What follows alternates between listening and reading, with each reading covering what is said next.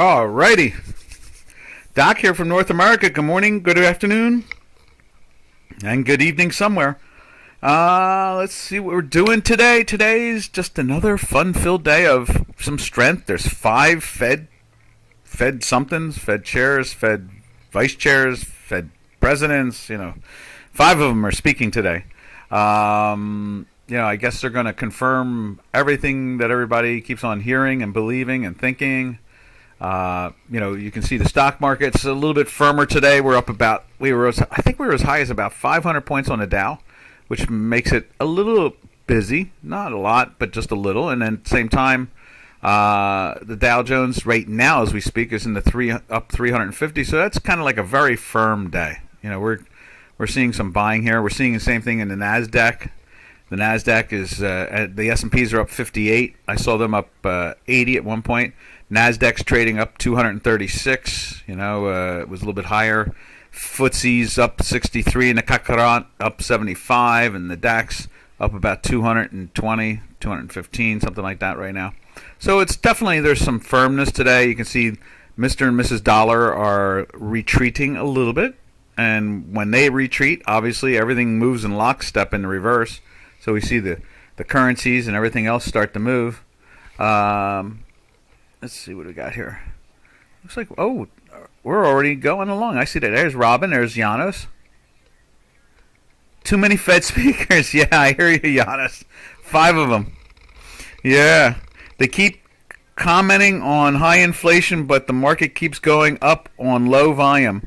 Usually stocks go up on inflation. And then when the companies are finally affected and their earnings start to dissipate or drop, that's when you see the stocks really get pushed down in value. Yes, exactly. That's when the fun begins, as Robin says. Looks like nobody knows what's up for now. I would say that the market, you have a combination of things. You have these Reddit people, or not Reddit, I got Robinhood people. And you have a new type of investor out there in that. You have a new type of investor in cryptos. Cryptos are only 6-7 years old in the sense of everybody knowing what they are and plowing money into them. We understand there's a really high... they were on one of the financial channels that I trust was releasing a suicide hotline. Supposedly a lot of crypto people are having issues. They understand when you buy something, it only goes up and not down.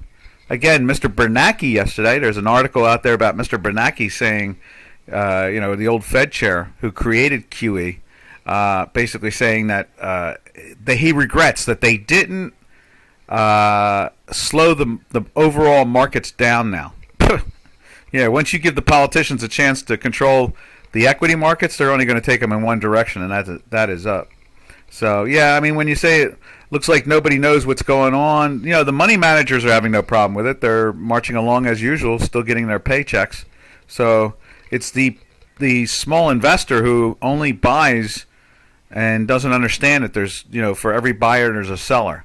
Somehow or another, they actually think that there's only buyers and there are no sellers. And you can't buy if no one sells to you. So I don't understand that lack of understanding the mechanics. So they think that you go and you buy something and somebody else buys something and you buy something, and they forget that somebody else is selling it to you. And they don't understand that part sometimes.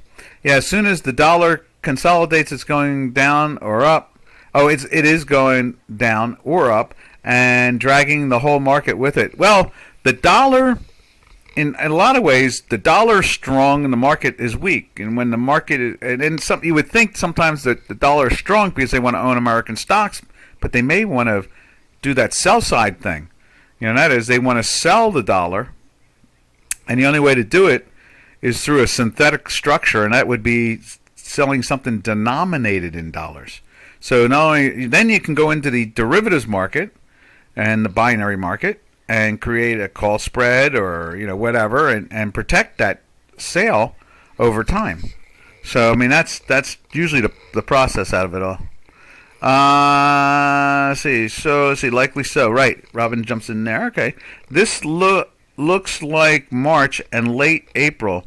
New high consolidation. Yeah, I hear you. It does. It really, it's we're in weekly sells. We get into some weekly buys, and obviously they're really counting. One of the old heads contacted me today and said, "All right, if they close on their highs today, do we get short?" And I said, "Yeah, you go sell some call spreads 3 months out, boom, or binaries 3 months out, boom, done." Yeah, this way, you catch it. Let's see.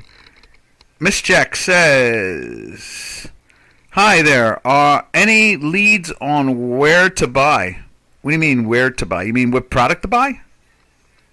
I guess it comes down to and equities or currencies, or we'll go through a list of different charts. You can take a guess, not a guess, but we'll show you things that can be bought. We'll go through the charts and look for it. How's that sound, Miss Check? Yeah, exactly. Buy what? That's exactly it. Now, Walmart, I believe, is going to do fine, but the big one today was already Home Depot. The Home Depot, definitely, it's where you buy materials and equipment and tools and so forth. Owned by a former exchange member, Ken Langone, a New York Stock Exchange. Was a floor guy. He belonged to the New York. He has 2 other partners too, but he was a floor guy. Their stock this morning exploded up to 309. It was up about I don't know, $14 or $15, something like that. So it pushed up, exploded. I don't know, maybe not. Exploded could be too tenacious. All these things are overpriced in value. Forex and cryptos. Well, cryptos. Let's go over to the crypto. We can take a look at that really quick for you. Right now, we're in a weekly sell on the Bitcoin. We follow it in 2 ways. We watch it through the Bitcoin, and we watch it through the coin exchange. And right there is we're in a weekly sell. We've been in a weekly sell since. Let's see, we can make this a little bit easier for you, and we'll put it up on J4X at the same time.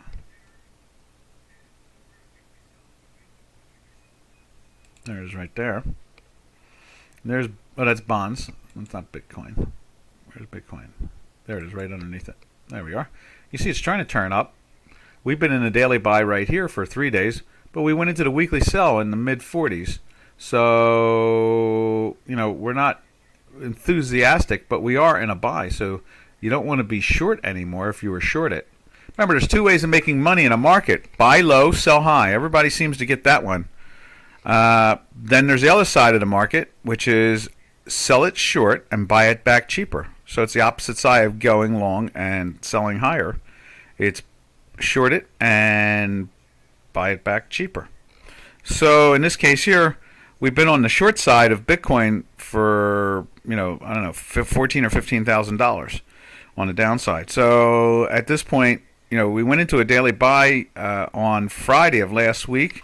You can see right there, it's been very firm, and it's trying to lift. But you can see here our weekly below the zero line means be cautious on a longer term basis, a week to week. So this is more than likely another dead cat bounce. Now when we look at it on J4X, same situation. You can see right there, the green line turned up above the dashed line. That's like our zero line right there on a daily. And you can see the daily's been in a buy now 3 days in a row with this combined together. And it's firm. It's not really going anywhere in particular. But, and when you say buy or sell, are you buying it for a day? Are you buying it for an hour? Are you buying it for a week, a month, a year? In other words, for a lifetime? To understand the parameters of investing, you have to have a timeline. When, where, and how. Or a 3-dimensional type thing where you're looking at it on a physical basis, where you're saying, okay, I want to buy some today, and I want to buy some 6 months from now or 3 months from now, and I want to dollar cost average in. Or you're looking at it in the way of, okay, I want to buy it when it'll make me money. Well, that can be, in a 10-minute trade, that type of thing. 5-minute trade, I don't know. Depends on the size and so forth. We're kind of precise around here, and we're that accurate too at the same time. Oh, hey Green, how you doing? Green Planet. I seen you before, Green Planet. Nice to see you now. Gold retracing nicely right now. Yeah, I'm really happy to see. Someone said we have inflation, and it's a real big question mark there. But where's it at? Mischeck. We're going to go through the charts, and you'll be able to see what to do. And there's gold. Just throwing that out there. Yeah, we didn't climb into the buy yesterday in gold, but today it's trying to do it right now. And at the same time, silver did close in a daily buy. So we're getting a nice little bounce out of this action. They're starting to step up a little bit. And like I said, I hear we have inflation. So you would assume these metal complex things would find a way to go up in value, not like they have like gone down 20% with 8.5% inflation. So now let's see. Make sure I'm answering everybody's questions here. Gold retracing nicely. Yep. And let's check Forex and Crypto. So let's take a look at both of those. So we looked at the cryptos. We're looking at the gold, and again, you can see gold here. That went into the sell in the 1975 area on a weekly basis. Was it 1975 or 1950 area? It went into the sell in this week in here. And so that's why the little pink line is down here. And so it's gone down from that to 1800. So it dropped $150 on the gold. Now you can see, matter of fact, we were in a daily sell from there even before that, and it never even found a daily buy. It's been in a daily sell until today. It's trying to get into the daily buy as we speak. So what we'll do is we'll throw a little green line right there just to give us a reminder that it's in over above this zero line right there, where the zero is, and the green line is piercing it. And then when we go over to Mr. and Mrs. Gold, same thing like we did with cryptos and Bitcoin, right there, you see the same thing. We're getting a little green hinky asky, and you can see a little green line coming up through this dashed line. That's a volume is diminishing, so it's going up on light volume. You can see there's some pressure on it on the upside. We'll see how that goes. Maybe it'll close there today. Anything's possible with 5 Fed chairs, as Yano said. Anything could come out of their mouths. They'll come up with all kinds of, not counting the fact, what is this Bernanke thing? Oh my God, Bernanke throws himself into this, and I was like, why is he even talking?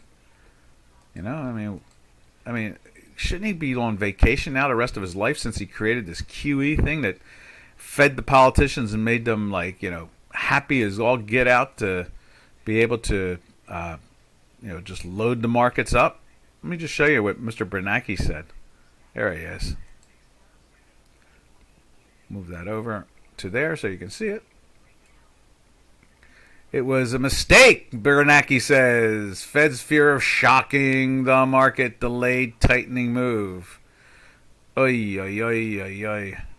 So what he did is he gave the politicians baskets full of money just to spend. Inflation has become one of the most severe threats to the economy, Bernanke says. Oh, good for him. All right. Anyway, that's where it's at. Look at that. There's the Bernanke era right there. They're showing it on this chart here. Bernanke from 2005 to 2015 or something like that. And I guess then it was Mrs. Yellen. And I'm not sure. The blue line is the Taylor rule of estimates.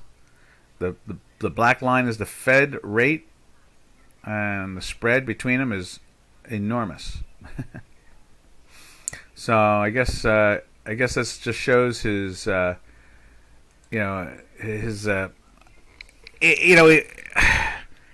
can I say? The guy created QE and wiped out pretty much every fundamental effect that has on our marketplace. So what does Doc mean by that? Well, we have 8-9% inflation, and we have gold dropping 20% in value. We have from all-time highs. We have silver dropping 62% or 61% from all-time highs, and we have 8.5% inflation. That's what that means. It means that the central banks control the markets with nothing but blind enthusiasm. That's the only way to look at it. Blind enthusiasm. That's enough for Bernanke there. All right. Let's jump over to the currencies, and maybe Mischeck will be able to find. We'll find Mischeck a trade for a short term, like a daily or a weekly, or we can always go into the intraday if you're that hungry for a trade. Let's go to. Let's first go to currencies there. Okay, right there and right there, and there is the Swiss. Nope, that's not the Swiss. There is the Swiss. There we are. You can see we're pushing into a sell for the first time. This is another one, another rampage. It's been in a buy since April 12th on a daily, and on the weekly it's been on a buy since April 8th. So it's been on a mad rampage, and nothing seems to have slowed it down. That's one of the biggest down days we've seen in a while throughout this whole adventure. Matter of fact, it's gone. Might as well just remove that altogether. I mean, that's the top end of the normal range for the last couple years, and it's just exploded through it to go to the par. So, ask your questions. Why is the sky blue? How come photons seem to be able to travel forever? Which question should they ask? Why do rainbows occur? I think he has already. Mischeck has already asked the question. That is, he'd like to make money. Why? Photons have no mass, but they have energy. What's that Al Einstein got to say about that, huh? Is E equals MC squared really a thing? How come? How come? Because it is. Let's see. From there on the Swiss, and let's take a look at it over on J4X.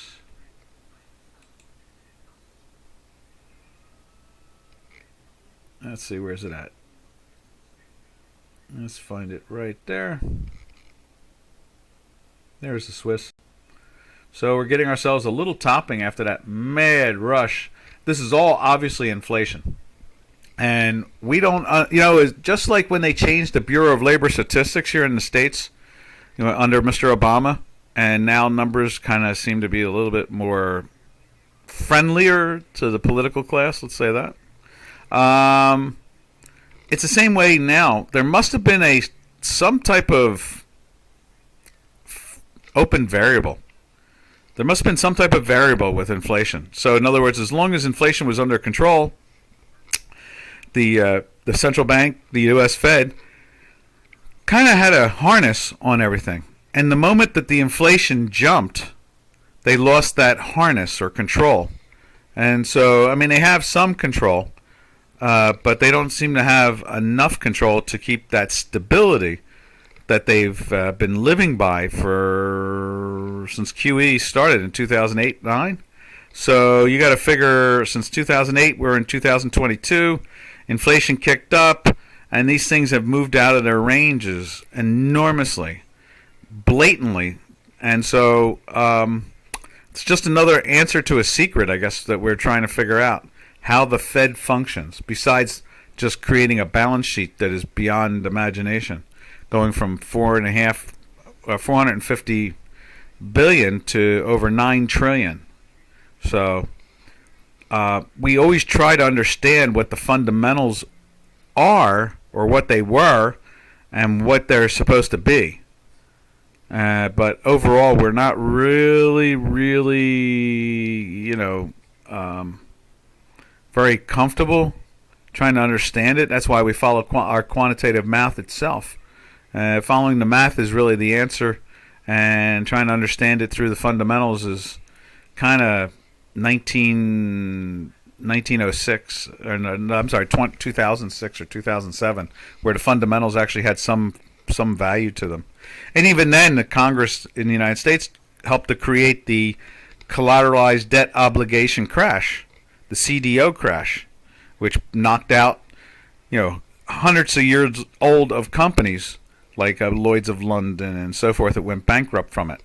Merrill Lynch and Lehman Brothers and Bear Stearns and Deutsche Bank and Santander and Bank of Scotland, they all went bankrupt and were all bailed out from the central bank. So trying to figure out the fundamentals is always a fascinating thing, and obviously we can see that the inflation has taken the controls out of their hands for the time being. We'll see how that goes.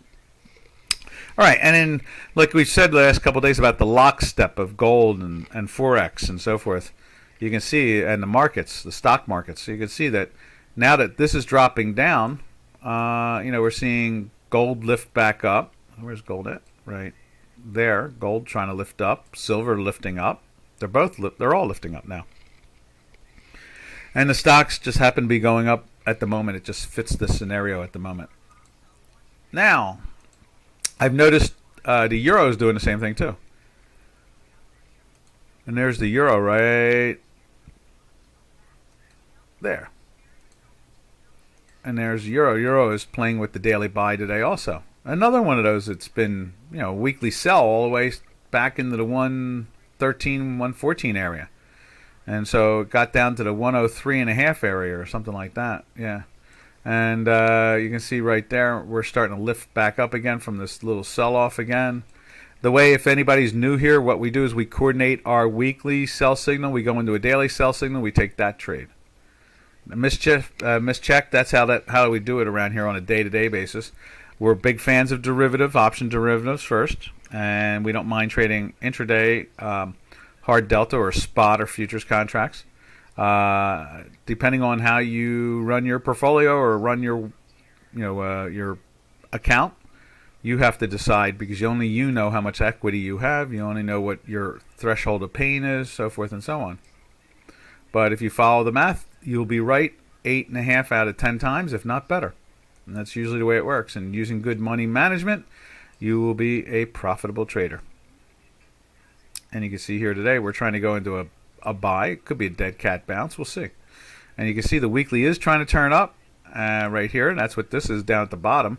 This is a daily chart of our mathematics, the quantitative math. And this is our, the algorithm, our quantitative algorithm, our consciousness, whatever you want to call it. I am myself not even sure anymore. I just refer to it as our quantitative analysis. That's the Chicago Quant right there. And then this is our weekly signal. And we don't put up a weekly chart because you have the daily up top there to be able to see the ins and outs of the action itself.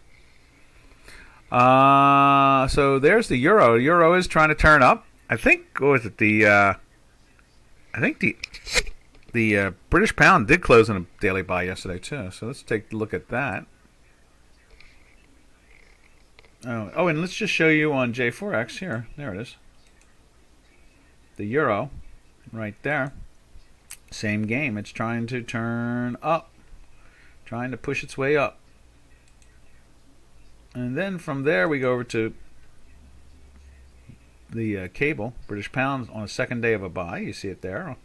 These two are green. This is above the dashed line, the green line. And then over here, same thing with Chicago Quant. Whoop, wrong button. There it is. We're on a second day in a buy here. We should have had that line in. Right there. There it goes. We're through the zero line, which is right there. That's the zero line, which is what we use on the dashed line here to match up to the zero line there. And so that's pushing firmly, not letting go much, is it? And at the same time, you can see the cable making a nice little lift also. But again, the weekly is still in the weekly sell. So, one thing's for sure, you don't want to be short euros today the way it's climbing and over the buy number. And you don't want to be short, GBP against the dollar because it's been a daily buy. So in other words, when we're in a weekly sell and you're short from here, and it goes down and you make money, and then when you go into this buy and it says be long, it's like, no, you can't be long because our weekly is still in a sell. You can do binaries or options on it if you want, because you have a limited risk and you can't get stopped out. You could buy a call spread or a binary, call binary, and and that's fine. On a short-term basis, it's a nice winner-winner chicken dinner. But overall, it's not really a long that we're telling you is to go after, because that's not part of the 8.5 out of 10. We need the weekly and the daily to be coordinated together, just like when it went into the weekly sell here. And the daily sell was generated, I think, the same day even. And you can see that what it did is it goes down in value, just like when we are in a weekly buy. And we go into a daily, there's the buy signal there, and it takes a week and a half later to get in there. It gets into the buy. And one thing's for sure, if you do the options, it's a lot safer, of course. And you do the hard spot, it goes up and down, up and down, up and down, up and down, but it goes higher in value. Then it gets into the buy there. And then it throws you into a daily sell, so you're not long and you're not short at this point. You're just neutral. Then the next day it goes into the buy again, and then it's another winner, chicken dinner. But you're not shorting this right here solely because why? You're in a weekly buy. And that's how it all works there, Miss Check. That's how you make money. And now you say, what should I get into? Well, when something goes into a weekly and daily buy, we say, hey, be long or be wrong. Because we're going to be right almost 9 out of 10 times. So that's pretty high stat for 40 years. 40 years. All right. From there... Let's see. From there, we go over to the Turkish Lira and see what the Turkish Lira is doing. We're going to look at the Euro Turkish Lira right there today. You can see, whoa, look at that pop. Yowzer. We saw the weekly jumping up last week. We said, hey, this is starting to get heated. It's getting toasty. And sure enough, it is. Look at that. So we'll put the nice little green color, that's the representation of the weekly. And it's trying to lift. And we're in the daily buy now since like here. So this thing's been just pressing up, but we've been waiting for the weekly to join in. At this point, something's going on. I haven't seen any bad articles, but it's overall that's heading for the top end of this range. That's what that big, giant, yellow dotted rectangle is. Or a trapezoid, depending on the mathematical desire you have of the way to describe that. And that's some action there. And then from there, hey, let's look at it over here on J4X too. Euro Turkish Lira showing buku strength. How about that, huh? Did the same thing here. Green hinkies and the green line, so forth and so on. Hey, 54, what's happening? Gold, please. Gold, please. Hold, please. There's the gold. It's trying. Now, let me just show you Silverado. That went into the daily buy yesterday, so that was kind of interesting. And copper. Look at the copper. The copper's 2 days into it at this point. This is the third day now. So gold is joining in with the crowd. Let's see what the platinum's doing just for the sake of it. We'll do the metals really quick just for the fun of it. And platinum is trying to lift its lovely little head up too. So there is the gold. And would be nice to see the weekly start to turn up. I'd be happy with that. That would be a nice thing, but we're not seeing that yet. They say there's inflation out there. Normally this thing goes up in value, but it's lost about 20% of its value from highs, all-time highs, over 20-some odd percent. We got down to 1,800, and the all-time high now, 22. So 10% would be, what's that? Let's see. 10% would be $200, right? So it dropped $400. So basically we're looking at like a 17% drop in this product from its all-time highs. And then when you go look at silver, you shake your head at it really hard. Silver is down and it got down below 21, and its all-time high is 52. So it's $31 off its all-time high. I mean, we've as I was saying to our title on one of the webinars, the last couple of webinars, about the whole idea is that oh, look at that. Elon Musk's mom is on Sports Illustrated. How about that? She was a model and an athlete, I believe.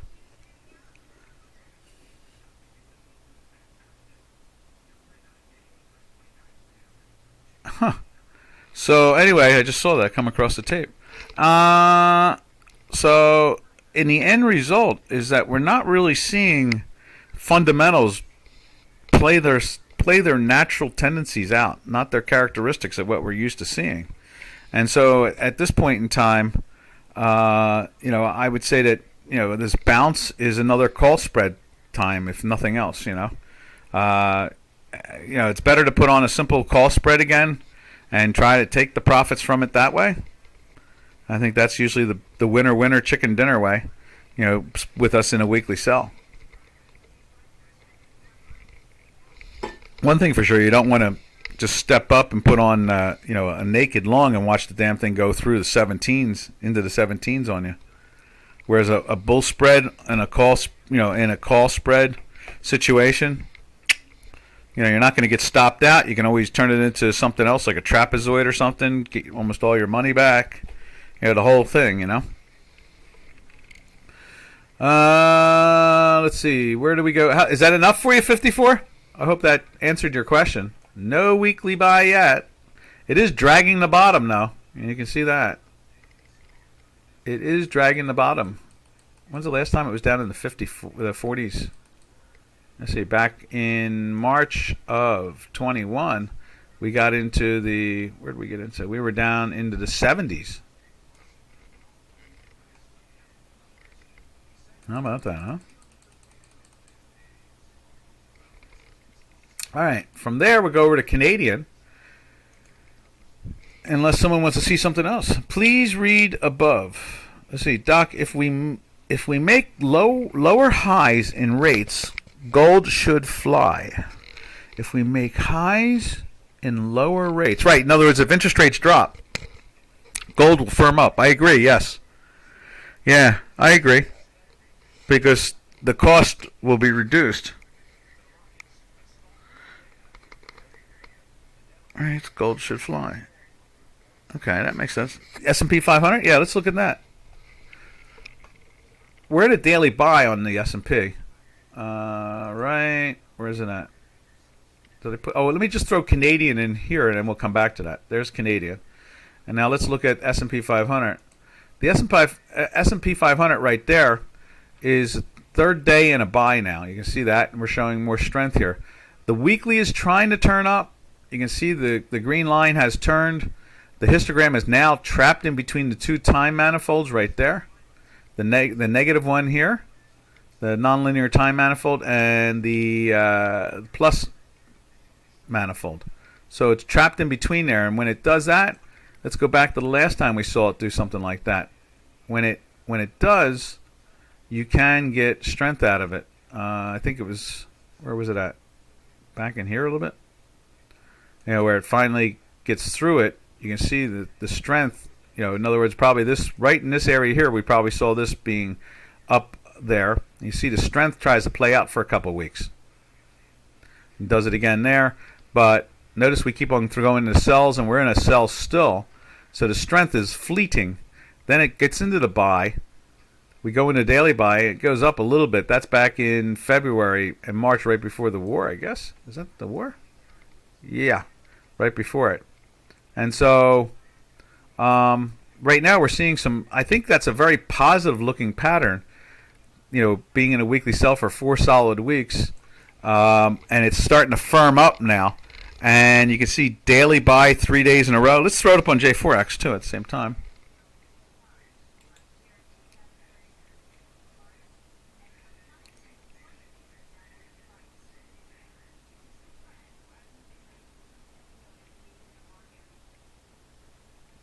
Where is it at? There it is right there. So, yeah, you can see there that it's trying, and that's kind of positive. The markets more than likely have a general idea of what the 5 different Fed people are going to say today. So, and we did see, what was it, the 30-year, the bonds were plus coming into this morning. Let's just take a quick look at that too. So the 30-year... Yeah, the 30-year was in a buy for the last couple of days. Interest rates were going down in value, so you should be seeing gold moving up, but it didn't. It kept on going down. Now, interest rates are rising again with this going down, right? Remember, price of the bond When the price of the bond goes down, that means interest rates are rising. And so you see the pressure on it, and we've been in a weekly sell now for like 3 months or something like that. Where'd the weekly sell? The weekly sell started at March 10th. So pretty much almost all of March, all of April, halfway through May. So good solid, what is that, 7 weeks, 8 weeks, 9 weeks, something like that. Let's see, I want to see what it shows for this high volatility period and then compare the outcomes. Yeah, that's, oh good, 54. Yeah, I know what you mean. I've been, since, remember back when there were volatility funds and those guys that's what destroyed the market going back in most people don't even talk about the fact about the way the markets got crushed in February, March, where we picked the V bottom of 2021. Was it 2020, and we could see our math screamed that you had to get long, but we had lost, I don't know what, 60%, 50% of the market, and that was all because of the volatility funds. Now that the volatility funds are gone, volatility acts much more, what's the way to describe it? Much more healthier? Let's see, let's show it to you. I'll show you I'll show you the VIX. Let's look at the VIX. Because I know that it's almost went into the sell last week, but it's in a daily sell. Open Sesame.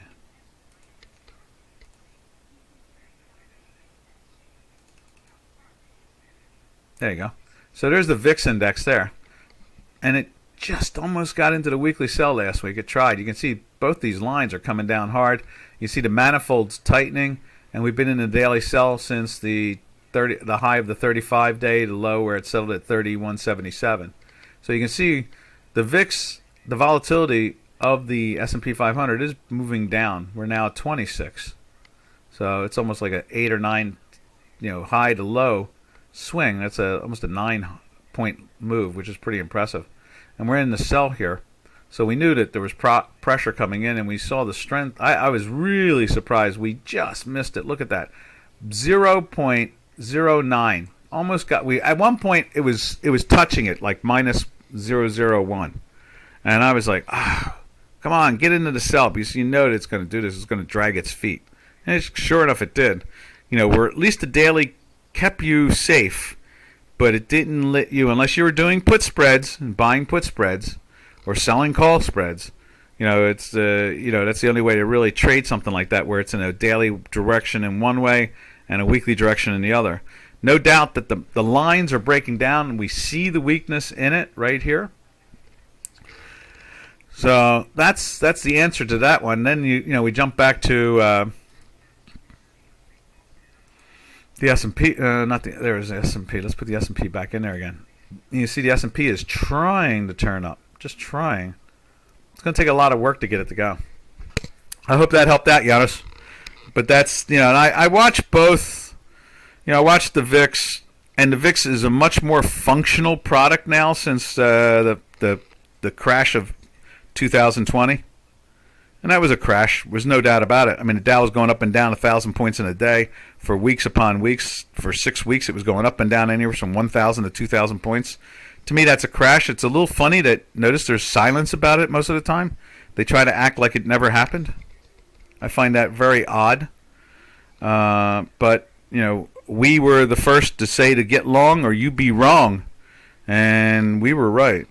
So, that's the way it goes. And we live and die by our predictions on our charts every day. Live and die by them. All right, let's go back to the Canadian. See what the Canadian is doing. I see contradicting statements from various people today. This recovery could last a bit more. Yeah, what's really got a lot of these money managers and procrastinators, people who predict future directions, what has them feeling a bit confident is that the earnings, like today with Home Depot, and then you were talking about Walmart, the earnings are coming out and they're making money.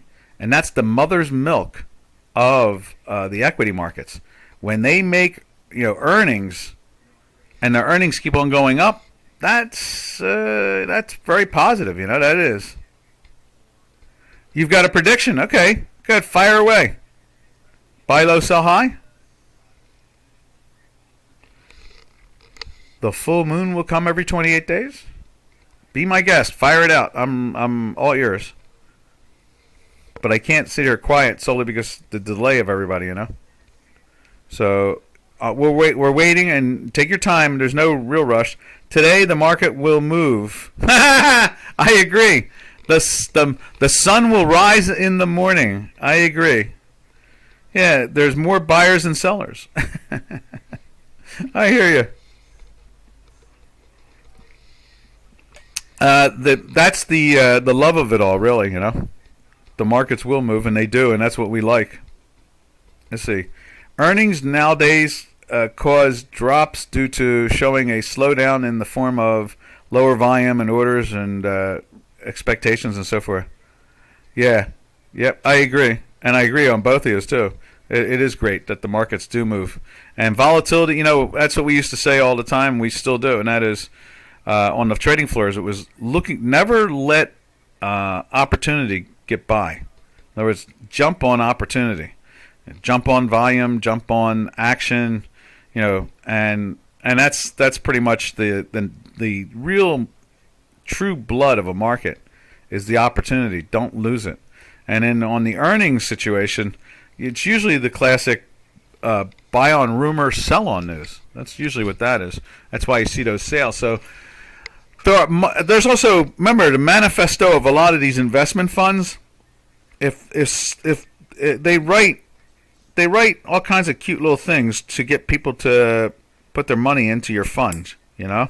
And one of the things they do in hedge funds is they say stuff like, or even just investment funds, you know, well, if inflation is this and earnings are greater than inflation, we're going to buy more, and vice versa. If inflation is this and stock earnings or that, you know, company's earnings are lower, then we're going to sell. And when they put that into the investment manifesto, which they all have, all funds have, every incorporated fund has an investment manifesto. In other words, they have to follow on some level what they've wrote into the contract. I know that sounds kind of surprising to some, that, you know, an investment fund or a hedge fund writes they incorporate. When they incorporate, they put in a manifesto of ideas, how they're going to invest. You know, what is going to make them invest. And that makes money managers decide to put money in them or not. And so when you see inflation at a particular price, there might be things in there that they're going to buy inflationary hedging tools, be it gold, silver, or / derivatives. You know, they'll do something like that. So money comes in, forces things up or down, depending on what the manifesto says. So that's great. I see that Yana says that prediction is mostly correct. It moves. This is true. Now my mind moved to the thought. Well, there are circuit breakers though. That what was it? 7% move on the market, and that stopped trading. Yeah, stops trading for X period of time, and I think for the end, the stop trading for the whole day. Like there might be a half-hour timeout, and then I think there's a 15% drop for a day or something like that, or 22. I think it's 22. Let me see what it is. I think there's 2 or 3 circuit breakers for the day. Circuit breakers.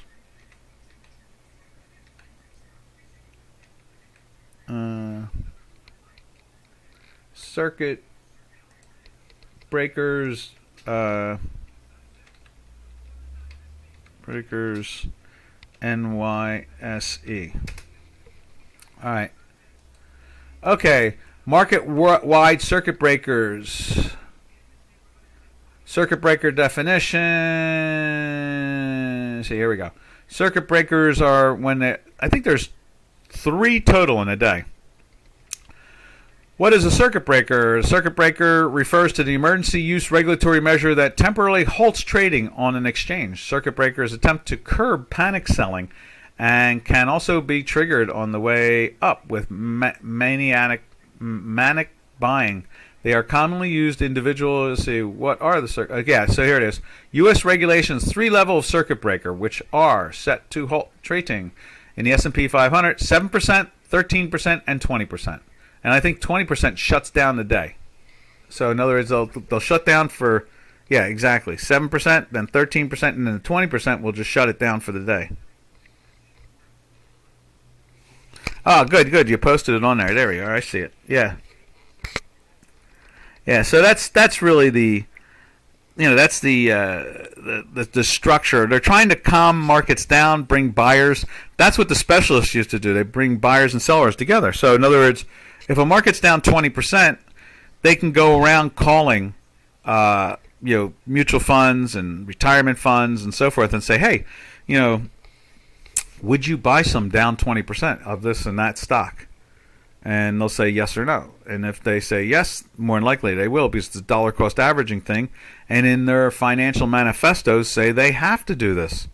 In other words, a fund can make money and still be sued by its investors if they don't follow the rules of their incorporation, the incorporation manifesto. So the markets are a very mechanical thing on many levels. So it makes our Chicago quant tools, or the tools we've developed for J4X, even more legitimate than ever, because when you know that the markets are blindly designed to follow physical fundamentals, and what I mean by fundamentals is they may be looking at the price difference between yesterday's close and today's live trading, or last month's close to today's close. There's, depending on your fund and how you wrote your incorporating manifesto, they can be very sophisticated. They can lay out a lot. I mean, they give wiggle room to hide, but pretty much there are funds out there that know that other funds do these things, and so they're sitting there just waiting to get long when they see certain prices drop. They start to watch through the grapevine. That's why there are black pools. That's why they hide trades nowadays. It's why we end up seeing our math change once in a while from one day to the next, because they don't put all the data in, because they're hiding the trades, which is illegal, but they allow it nowadays. The Securities Exchange Commission allows funds to hide trades, and the CFTC allows funds to hide trades. That's part of the new manifesto of the two agencies that are supposed to stop that stuff. They condone it now. So, what else we got to say about any of that? I guess nothing particular. Anybody have anything to say? Just say it.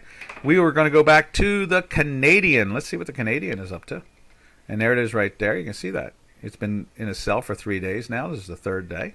Went into the sell there. We've been in the buy since back in here, and I went into a daily buy and was really tenacious about it. A couple of days of selling and back into a buy. 2 winner chicken dinners. No loss. And so then let's just check it out on J4X.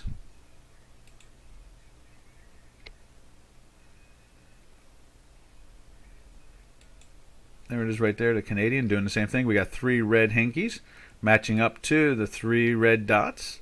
So that's pretty cool. You can see the green line is through the pierce, just like we are through the 0 line right there. All right. Let's see. What else can we say about any of this?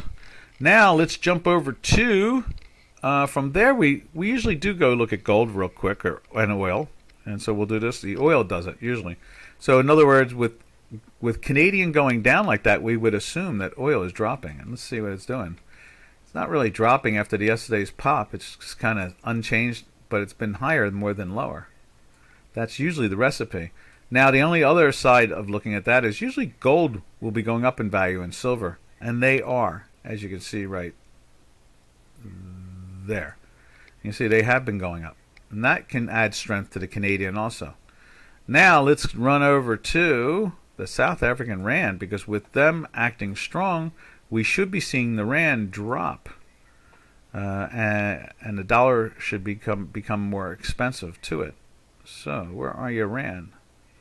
Right there. And it did. See, it's dropping down. That's usually part of the fundamentals of that situation there. And then, it's going to be very interesting is we're going to go take a look at the currency that will not be named. You see there's the red on the J4X. Now let's look at the currency that will not be named. And it is right there. And it should be rising. And it is rising a little bit because it's locked at $1. But it's been in a daily buy out of this whole thing, and look how wrong it's been too. But it really hasn't gone anywhere, and we've been in the weekly sell, so you can't get into the buy. But there, last week it finally did it, closed into the buy. Let's just steal this one and move it over like that. So we closed in the weekly buy, and you can see the daily has been firm, but just bouncing along. Because this thing is locked to the dollar now, this currency. It just stays locked to the dollar. So we should see some weakness in it. It should go up. And you can see we went into the weekly buy last week, and we should see this thing start to get some life into it on the upside, but still hasn't taken out last week's high yet. So we'll see if it goes up to this dotted line in here over the next couple days. From there, we'll take a look at the yen, which I would think would have been dropping. I'm a little confused to see this up. That's why I think it's a dead cat bounce, is that it's not really having that much of an effect on the currency itself, the Japanese yen against the dollar. And you can see it's pushing itself into a daily buy after 4 days in a sell. And we've been in a weekly buy since 114.15 area, as you can see, way back in here. Right there. You see that? We've been in a weekly buy on the yen from this area here. And it was an interesting move.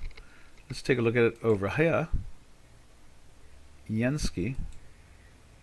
There it is. We even got a little green dot, a little green bar, I'm sorry, going in there. And we got this bounce going on right there. We've got a volatility signal going on here with a red and a green.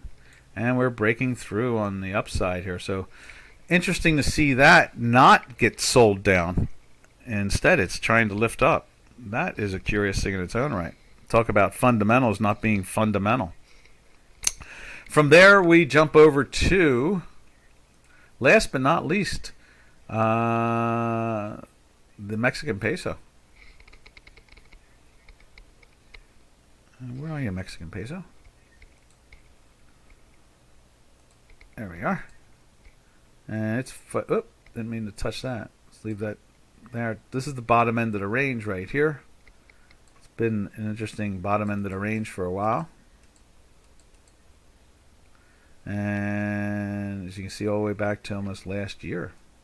Oh yeah, that is last year, September of last year. So what we're figuring with the Mexican peso is maybe they're going to go dance their way, and it's getting stronger against the dollar. And maybe it'll come back down to the bottom end of the range right here, which is not far away. Did we make it into the sell there? I think we missed it last week. Yeah, see, it just missed it. No, it did. It went into the weekly sell last week. There it is right there, minus 0.001. Okay, so it went into the weekly sell. Let's steal this one. So it went into the weekly sell last week, and we're in a daily sell right there. And obviously, it is a winner chicken dinner. It's breaking down. See if it pushes itself down to the bottom end of its range. And then from there, we'll see how they treat it. And that is the real action of this marketplace at the moment. Now, from the Mexican peso, what we normally do is we look at the metals, but we've really stared at them already. So unless someone wants to see something, we'll go over to the energies. And here is spot July oil. And we looked at it a few seconds ago when we were looking at Canadian. And you can see it's trying to hold its head up. It's a daily buy, and it's in a weekly buy, and it wants to be bought. And then over on J4X, we'll look at Brent right there. Brent doing the same thing, showing its strength. And what is interesting is it's at 112, and Brent is at 114. Yesterday, that spread was trading at $1.10 or something like that. And at least today, now it's started to pick up about $1.75. So it's starting to lift again. That contango is interesting. Sometimes it can get as much as $5 wide. And then let's take a look at the front month crude right there. And so Now, what do we have? We have July. So this must be still looking at the spot. That's interesting because the spot is actually higher than the Brent, which is very rare to see. Let's just go back to that again. There's Brent. And Brent's trading at 114 and change. And 114.48. And West Texas, it's going to expire in a day or two, is trading at 114.42. So they're at parity at this point. And that's why we're seeing that tight market. Then we go back into the back months.